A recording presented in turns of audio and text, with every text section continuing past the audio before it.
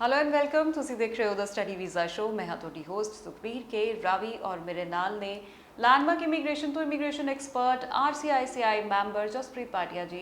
Ma'am ਤੁਹਾਡਾ ਬਹੁਤ-ਬਹੁਤ ਸਵਾਗਤ ਹੈ। Thank you. ਤੇ ਜਸਪ੍ਰੀਤ ਜੀ, ਮੈਂ ਚਾਹੁੰਦੀ ਹਾਂ ਅੱਜ ਅਸੀਂ ਗੱਲ ਕਰੀਏ ਉਹਨਾਂ ਸਟੂਡੈਂਟਸ ਦੀ ਜਿਹੜੇ ਕਿ ਸਟੱਡੀ ਦੇ ਲਈ ਫੋਰਨ ਜਾ ਰਹੇ ਨੇ ਜਾਂ ਜਾ ਚੁੱਕੇ ਨੇ ਔਰ ਉਹਨਾਂ ਨੇ ਆਪਣੇ ਸਪਾਊਸ ਨੂੰ ਇੱਥੋਂ ਬੁਲਾਉਣਾ ਹੈ ਤੇ ਉਹ ਕਿਸ ਤਰ੍ਹਾਂ ਬੁਲਾ ਸਕਦੇ ਨੇ।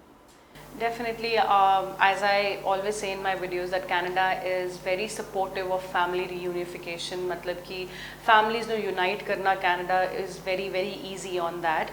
ਤੇ अगर ਆਪਾਂ study permit ਤੇ ਬੱਚਾ ਜਿਹੜਾ Canada ਗਿਆ ਹੋਇਆ ਹੈ ਜਾਂ ਉਹ married ਹੈ ਤਾਂ ਉਹ ਆਪਣੇ spouse ਨੂੰ ਕਿਵੇਂ Canada ਬੁਲਾਏ। ਆਪਾਂ ਇੰਡੀਆ ਦੇ ਵਿੱਚ commonly ਉਹਨੂੰ ਕਹਿ ਦਿੰਦੇ ਆ dependent visa, but in Canadian immigration language we call it as spouse open work permit application.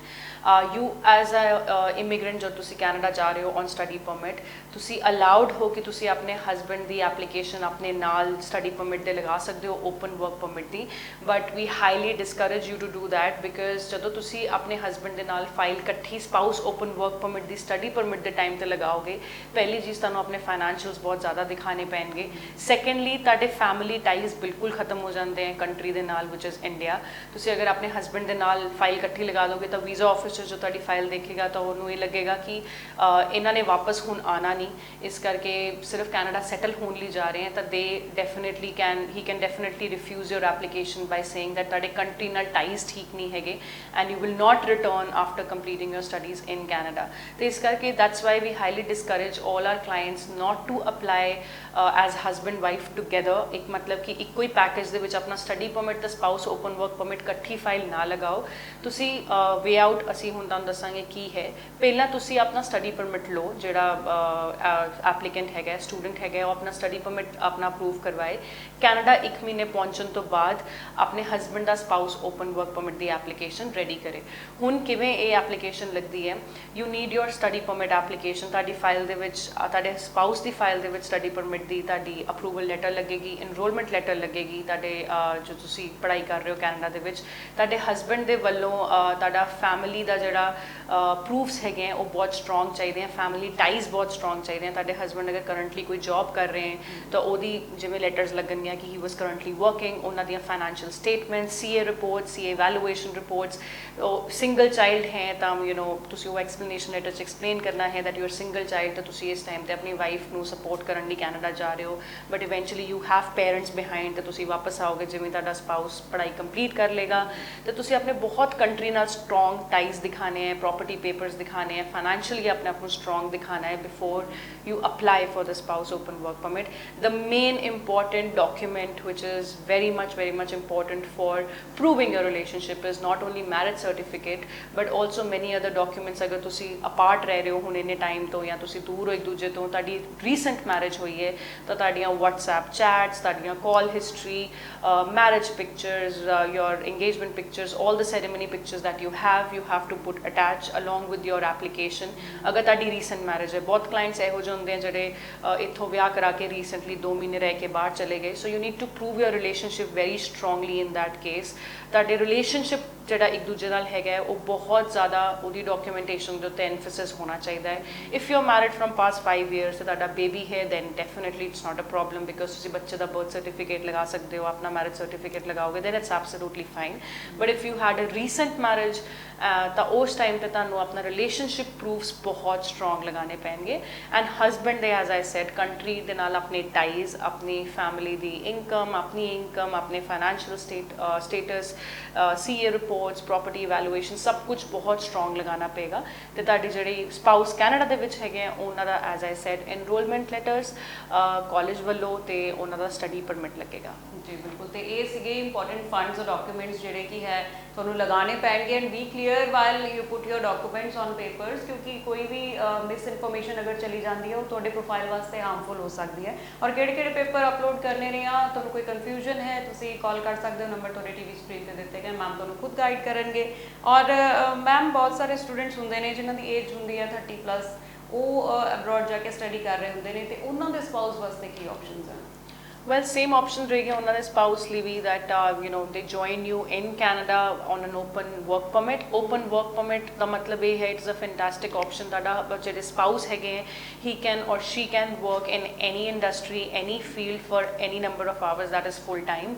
ਉਹਨਾਂ ਦੇ ਉੱਤੇ ਕੋਈ restriction ਨਹੀਂ ਹੁੰਦੀ. ਜਿਹੜਾ study permit ਤੇ spouse ਹੈ ਉਹਨੂੰ definitely ਆਪਣੇ 20 ਘੰਟੇ part time ਤੇ ਕੰਮ ਕਰਨਾ ਪਏਗਾ ਲੇਕਿਨ ਜਿਹੜੇ ਤੁਹਾਡੇ spouse ਇੱਥੋਂ ਗਏ ਨੇ ਕੈਨੇਡਾ ਉਹਨਾਂ ਦੇ ਉੱਤੇ ਕੋਈ ਵੀ occupation, employer restrictions, work permit is open work permit ਮਤਲਬ ਕਿ ਤੁਸੀਂ ਕੋਈ ਵੀ ਜਾ ਕੇ ਉੱਥੇ ਜੌਬ ਕਰ ਸਕਦੇ ਹੋ and for n number of hours that is full time ਤੁਸੀਂ ਜੌਬ ਕਰ ਸਕਦੇ ਹੋ। ਓਕੇ ਤੇ ਮੈਮ ਕੀ ਜੌਬ ਓਪਰਚੁਨਿਟੀਜ਼ ਹੈ ਜੇ ਲੋਕਾਂ ਵਾਸਤੇ ਹੁੰਦੀਆਂ ਨੇ ਜਿਹੜੇ ਕਿ ਸਪਾਊਸ ਇੱਧਰੋਂ ਦੀ ਉੱਧਰ ਜਾਂਦੇ ਨੇ ਕੀ ਓਪਰਚੁਨਿਟੀਜ਼ ਉਹਨਾਂ ਵਾਸਤੇ ਜੌਬ ਦੀਆਂ ਹੁੰਦੀਆਂ ਨੇ? For example, अगर तुसी highly educated हो, बहुत अच्छी job तो इंडिया तो जा रहे हो, तो definitely you can look forward to white collar jobs in Canada. For example, banking jobs, IT professionals, you have many opportunities for you. अगर for example तुसी agriculturist background तो या तुसी agriculture farming background तो हैगे हो तो तुसी उत्थे जाके harvesting labor ਇਹੋ ਜਿਹੀਆਂ jobs भी कर सकते हो. अगर तुसी इंडिया तो construction ਦੇ background तो हैगे हो तो तुसी construction labor वांगू initially शुरू कर सकते हो. अगर तुसी real estate ਦਾ business ਇੰਡੀਆ 'ਚ ਕਰਦੇ ਹੋ ਤਾਂ ਤੁਸੀਂ ਕੈਨੇਡਾ ਜਾ ਕੇ ਆਪਣਾ ਰੀਅਲ ਏਸਟੇਟ ਤੇ ਲਾਇਸੈਂਸ ਲਈ ਵੀ ਅਪਲਾਈ ਕਰ ਸਕਦੇ ਹੋ and you can start working initially with somebody on that front ਤਾਂ as I said you can either do blue collar jobs white collar jobs you are totally allowed to do any kind of job in Canada till the time you are doing it legally and doing it in the right industry. There is no problem at all and ਤੁਸੀਂ full time allowed ਹੋ ਕੰਮ ਕਰਨਾ. As I said, it's an open work permit and there are no restrictions on your work permit. ਬਿਲਕੁਲ ਔਰ ਅਗਰ ਤੁਹਾਡੀ profile valid ਹੈ ਤੁਹਾਡੇ ਪੇਪਰਸ ਵੈਲਿਡ ਹੈ ਡੈਫੀਨਿਟਲੀ ਤੁਹਾਡੇ ਸਪਾਊਸ ਨੂੰ ਟਰੈਵਲ ਕਰਨ ਤੋਂ ਕੋਈ ਨਹੀਂ ਰੋਕ ਸਕਦਾ। ਮੈਮ ਇੱਕ ਕੁਐਸਚਨ ਹੋਰ ਬਹੁਤ ਆਉਂਦਾ ਹੈ ਕਿ ਜਦੋਂ ਜਿਹੜਾ ਮੇਨ ਐਪਲੀਕੈਂਟ ਹੈ ਜਿਹੜਾ ਸਟੱਡੀ ਵੀਜ਼ਾ ਤੇ ਹੈ ਉਹਦੀ ਸਟੱਡੀ ਜਦ ਕੰਪਲੀਟ ਹੋ ਜਾਂਦੀ ਹੈ ਤੇ ਫਿਰ ਦੋਨੋਂ ਐਪਲੀਕੈਂਟਸ ਨੂੰ ਵਾਪਸ ਆਉਣਾ ਪੈਂਦਾ?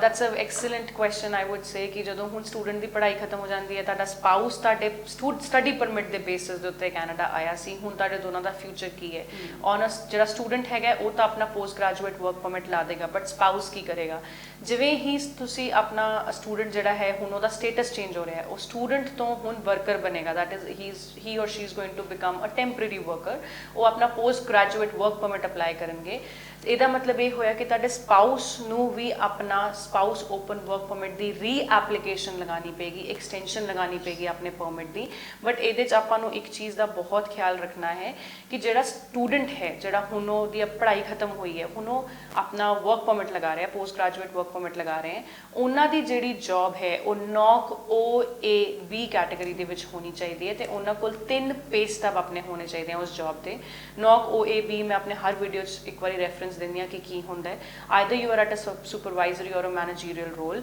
ਔਰ you are into a trade which requires a specific studies ਅਤੇ ਤੁਸੀਂ ਅਗਰ IT ਪ੍ਰੋਫੈਸ਼ਨਲ ਹੋ ਜਾਂ ਤੁਸੀਂ ਸੁਪਰਵਾਈਜ਼ਰੀ ਰੋਲ 'ਤੇ ਹੋ ਜਾਂ ਇਹੋ ਜਿਹੇ ਕਿਸੇ ਵੀ ਕੰਮ ਦੇ ਉੱਤੇ ਹੈਗੇ ਹੋ ਤਾਂ ਤੁਸੀਂ ਨੌਕ OAB ਤੁਸੀਂ ਸਾਡੇ ਤੋਂ ਆਪਣੀ ਨੌਕ ਚੈੱਕ ਕਰਾ ਸਕਦੇ ਹੋ ਨੌਕ OAB ਦੀ ਕੈਟਾਗਰੀ ਦੀ ਜੌਬ 'ਚ ਤੁਹਾਡਾ ਹੋਣਾ ਬਹੁਤ ਜ਼ਰੂਰੀ ਹੈ for your spouse to get an extended open work permit ਜਦੋਂ ਤੁਸੀਂ ਆਪਣਾ ਪੋਸਟ ਗ੍ਰੈਜੂਏਟ ਵਰਕ ਪਰਮਿਟ ਲਾਓਗੇ ਤੁਹਾਡੇ ਕੋਲ 3 ਪੇ ਸਟੱਬਸ ਪਲੱਸ ਨੌਕ OAB ਦੀ ਜੌਬ ਹੋਣੀ ਚਾਹੀਦੀ ਹੈ ਫॉर एग्जांपल ਅਗਰ ਤੁਸੀਂ ਸਟੱਡੀ ਪਰਮਿਟ ਤੇ ਪਾਰਟ ਟਾਈਮ ਟਿਮ ਹਾਰਟਨਸ 'ਚ ਕਰੂ ਮੈਂਬਰ ਲੱਗੇ ਸੀ ਤੇ ਤੁਸੀਂ ਹੁਣ ਉਹਦੇ ਬੇਸਿਸ ਦੇ ਉੱਤੇ ਆਪਣੇ ਹਸਬੈਂਡ ਦਾ spouse open work permit extend ਨਹੀਂ ਕਰ ਪਾਓਗੇ ਤੁਹਾਨੂੰ ਫੁੱਲ ਟਾਈਮ ਜੌਬ ਚਾਹੀਦੀ ਹੋਏਗੀ ਫॉर एग्जांपल ਤੁਸੀਂ ਅਸਿਸਟੈਂਟ ਸੁਪਰਵਾਈਜ਼ਰ ਬਣ ਗਏ ਟਿਮ ਹਾਰਟਨਸ ਦੇ ਵਿੱਚ ਉਹਦੀ ਤੁਸੀਂ ਜੌਬ ਆਫਰ ਆਪਣੀ ਨਾਲ ਲਗਾ ਕੇ 3 ਪੇ ਸਟੱਬ ਆਪਣੇ ਨਾਲ ਲਗਾ ਕੇ ਜੌਬਸ ਐਂਡ ਡਿਊਟੀਜ਼ ਮੈਂਸ਼ਨ ਕਰਕੇ ਤੁਹਾਡਾ ਹੁਣ ਹਸਬੈਂਡ ਜਿਹੜੇ ਹੈ ਉਹ ਡਾਕੂਮੈਂਟ ਆਪਣੀ ਫਾਈਲ 'ਚ ਲਗਾਉਣਗੇ ਤੇ ਉਹ ਫਿਰ spouse open work permit extension ਆਪਣੀ ਅਪਲਾਈ ਕਰ ਪਾਉਣਗੇ। ਓਕੇ ਜਸਪ੍ਰੀਤ ਜੀ ਲੇਕਿਨ ਇਹ ਵੀ ਇੱਕ ਡਾਊਟਫੁਲ ਕੁਐਸਚਨ ਹੈ ਕਿ ਅਗਰ ਕਿਸੇ ਦੀ ਨੌਕ OAB ਕੈਟਾਗਰੀ 'ਚ ਜੌਬ ਨਹੀਂ ਲੱਗਦੀ ਕਿਸੇ ਦੇ ਸਪਾਊਸ ਦੀ ਫਿਰ ਉਹਨਾਂ ਵਾਸਤੇ ਕੀ ਆਪਸ਼ਨਸ ਹੈ ਉਹ ਕੀ ਕਰ ਸਕਦੇ ਨੇ?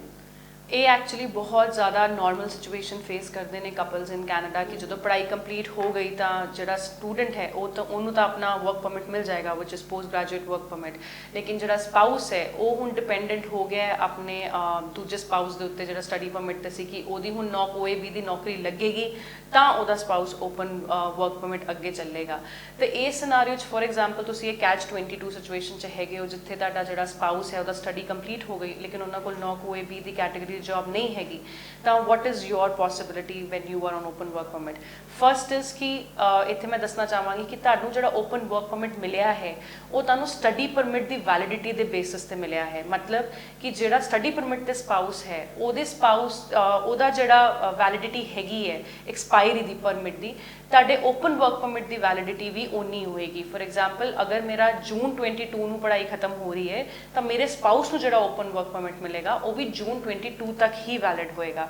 ਇਹਦਾ ਮਤਲਬ ਕੀ ਹੋਇਆ ਕਿ ਜਦੋਂ ਤੁਹਾਡੇ ਸਪਾਊਸ ਦਾ ਜੂਨ 22 ਨੂੰ ਐਕਸਪਾਇਰ ਹੋਇਆ ਸਟੱਡੀ ਪਰਮਿਟ, ਉਸੇ ਦਿਨ ਹੀ ਤੁਹਾਡਾ ਓਪਨ ਵਰਕ ਪਰਮਿਟ ਵੀ ਐਕਸਪਾਇਰ ਹੋ ਗਿਆ।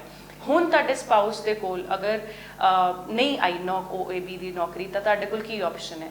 ਆਈ ਵੁੱਡ ਰეკਮੈਂਡ ਯੂ ਕਿ ਇਮੀਡੀਏਟਲੀ ਆਪਣੀ ਜੌਬ ਛੱਡ ਦਿਓ, ਆਪਣਾ ਇਮੀਡੀਏਟ ਅਪਲਾਈ ਕਰੋ ਸਟੇਟਸ ਚੇਂਜ ਦਾ ਐਪਲੀਕੇਸ਼ਨ ਵਿਚ ਇਜ਼ ਯੋਰ ਵਿਜ਼ਿਟਰ ਵੀਜ਼ਾ। ਤੁਸੀਂ ਆਪਣੀ ਐਪਲੀਕੇਸ਼ਨ ਸਬਮਿਟ ਕਰੋ, ਤੁਸੀਂ ਆਪਣਾ ਸਟੇਟਸ ਚੇਂਜ ਕਰ ਰਹੇ ਹੋ, ਤੁਸੀਂ ਸਪਾਊਸ ਓਪਨ ਵਰਕ ਪਰਮਿਟ ਤੋਂ ਵਿਜ਼ਿਟਰ ਦੀ ਐਪਲੀਕੇਸ਼ਨ ਲਗਾਓ ਐਂਡ ਉਸ ਤੋਂ ਬਾਅਦ ਜਦੋਂ ਤੁਹਾਡੇ ਸਪਾਊਸ ਦੇ ਕੋਲ OAB ਦੀ ਜੌਬ ਆ ਜਾਏ ਤੁਸੀਂ ਫਿਰ ਆਪਣਾ ਸਟੇਟਸ ਚੇਂਜ ਕਰ ਸਕਦੇ ਹੋ to spouse open work permit. ਮਤਲਬ ਤੁਸੀਂ the day you land up there ਔਰ ਜਦੋਂ ਤੁਸੀਂ ਕੰਮ ਕਰਨਾ ਸਟਾਰਟ ਕਰਦੇ ਹੋ ਉਸ ਦਿਨ ਤੋਂ ਲੈ ਕੇ ਜਦ ਤੱਕ ਤੁਹਾਡੇ ਸਪਾਊਸ ਦੀ ਸਟੱਡੀ ਕੰਪਲੀਟ ਨਹੀਂ ਹੁੰਦੀ, ਤੁਹਾਡੇ ਪ੍ਰੋਪਰ ਜਿਹੜੇ ਵਰਕ ਦੇ ਡਾਕੂਮੈਂਟਸ ਹੈ, ਤੁਹਾਡੇ ਬੈਂਕ ਦੇ ਡਿਟੇਲਸ ਹੈ, ਉਹ ਸਾਰੇ ਬਹੁਤ ਇੰਪੋਰਟੈਂਸ ਰੱਖਦੇ ਨੇ, ਉਹ ਸਾਰਿਆਂ ਨੂੰ ਤੁਹਾਨੂੰ ਸੰਭਾਲ ਕੇ ਰੱਖਣਾ ਪਏਗਾ। ਜਸਪ੍ਰੀਤ ਜੀ ਥੈਂਕ ਯੂ ਵੈਰੀ ਮਚ, ਤੁਸੀਂ ਇੰਨੀ ਇੰਪੋਰਟੈਂਟ ਇਨਫੋਰਮੇਸ਼ਨ ਅੱਜ ਸ਼ੇਅਰ ਕੀਤੀ। ਮੈਨੂੰ ਲੱਗਦਾ ਬਹੁਤ ਸਾਰੇ ਸਟੂਡੈਂਟਸ ਦੀ ਬਹੁਤ ਸਾਰੀ ਕਨਫਿਊਜ਼ਨਸ ਖਤਮ ਹੋ ਗਈ ਹੋਏਗੀ ਔਰ ਫਿਰ ਵੀ ਅਗਰ ਕੋਈ ਕਨਫਿਊਜ਼ਨ ਹੈ ਤਾਂ ਮੈਮ ਇਜ਼ ਆਲਵੇਜ਼ ਦੇਅਰ, ਤੁਸੀਂ ਕਾਲ ਕਰ ਸਕਦੇ ਹੋ, WhatsApp ਕਰਕੇ ਵੀ ਆਪਣੀ ਕੁਐਰੀਜ਼ ਰੱਖ ਸਕਦੇ ਹੋ। Ma'am thank you very much for this information. Thank you.